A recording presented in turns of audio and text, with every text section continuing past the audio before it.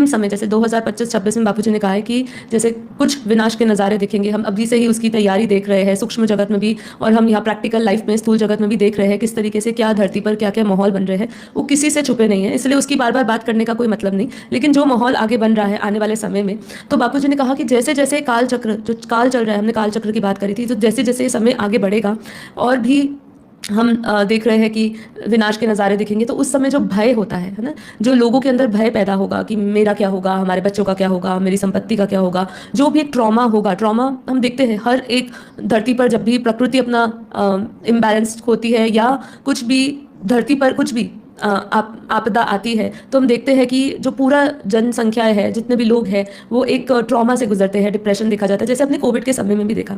और ऐसा अक्सर आने वाले समय में भी देखा जाएगा कि जब ये सब चल रहा होगा तो लोग बहुत दुखी होंगे, लोग बहुत डरे हुए होंगे। तो जब आगे आने वाला समय बुरा दिख रहा है, जब विनाश दिख रहा है, तो लोग जब भय से भर जाएंगे। वो भय का कारण बापूजी ने क्या समझाया कि वो जो भय का जो कारण है ना, उस भय के कारण से उनके कर्म बंधन बहुत ही स्पीड में आएंगे। कैसे? जब आप बापूजी ने इसको जिस तरीके से समझाया, उसको एक मैं उदाहरण के साथ जोड़ना चाहूँगी कि मान लो एक शेर है, ठीक है। बंदर क्या है, बंदर इधर से उधर पेड़ पे घूम रहा है, इधर से उधर एक पेड़ से दूसरे पेड़ पे जा रहा है। अब शेर को बंदर खाना है, लेकिन शेर जो है वो पेड़ पे चढ़ नहीं सकता। तो क्या होता है, वो अपना डर, अपना भय पैदा कैसे करता है, बहुत तेज़ दहाड़ता है।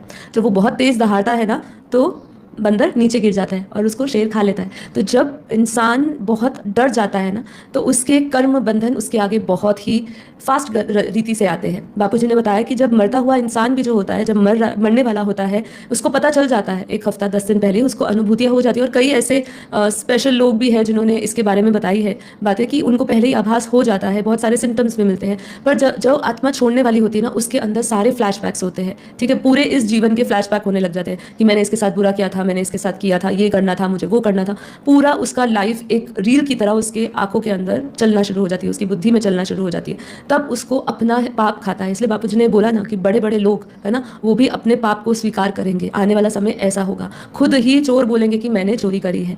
ये क्यों होगा? क्योंकि जब सामने भय होगा तो आपके जो कर्म बंधन है वो बहुत ही फास्ट तरीके से आएंगे। अब इसमें हमें 2 चीजें समझनी है। जब आपके कर्म बंधन आते हैं सामने, तो जो अज्ञानी वाला जो व्यक्ति है, जिसके पास कोई ज्ञान नहीं है, जिसके पास आत्मज्ञान नहीं है, जिसकी भक्ति भी परमात्मा के प्रति पूर्णता नहीं है, जिसमें उसमें भी मिलावट है, तो ऐसे जो लोग होंगे ना, उनको उनका पाप सताएगा, उनको उनके कर्म बंधन सताएंगे। उस समय वो तड़पेंगे, उस समय वो हलचल रहेगी। लेकिन वही समय जो ज्ञानियों के लिए होगा, जो ज्ञान में उतरे हुए हैं, जिनके पास कर्मों का ज्ञान है, जिसके पास आत्मज्ञान है, जिसके पास ब्रह्म ज्ञान है, जो परम ज्ञान से, बेहद के ज्ञान से जुड़े हैं, और जितनी विशेष बेहद की आत्माएं हैं या दिव्य आत्माएं हैं, उनके लिए वो समय एक्स्ट्रा पुरुषार्थ का होगा। और साथ ही साथ वो जो आत्माएं हैं, वो परमात्मा को याद करके अपने सारे कर्म बंधनों को चुकता कर देगी। मतलब वो अकाउंट को क्लियर करके यहाँ से विदा करेगी, है ना।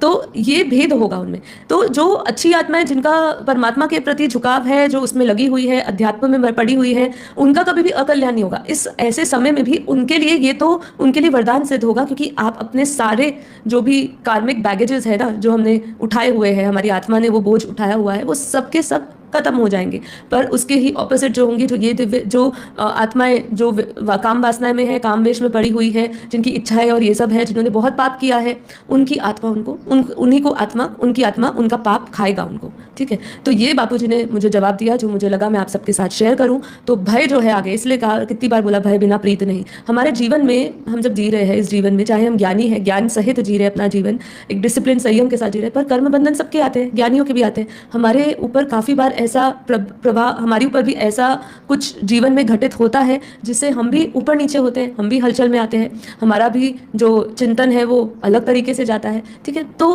तब ज्ञान हमें सहारा देता है, परमात्मा की तरफ जो लगन है हमारी, चाहे आपकी भक्ति भी हो, है ना। मैं यहाँ पे भक्ति भी अलग नहीं करती, मैं ये भी कहती हूँ कि चलो आपकी भक्ति हो, वो भी आपको सहारा देता है। नहीं तो जो काम वेश में पड़े हुए मनुष्य है, ठीक है, वो तो दुख के समय भगवान को भी नहीं याद कर पाएंगे। और जो ज्ञानी या जो अटूट अपनी भक्ति में पड़ा हुआ है, जो जिसने बहुत दिल से परमात्मा की भक्ति करी है, जिसको अटूट विश्वास है उस पर, चाहे कुछ भी हो जाए, चाहे धरती फट जाए, चाहे आसमान फट जाए, कुछ भी हो जाए, लेकिन उनका विश्वास अटूट है उनके परमात्मा पे, तो उनको जरूर मदद मिलती है, उनको जरूर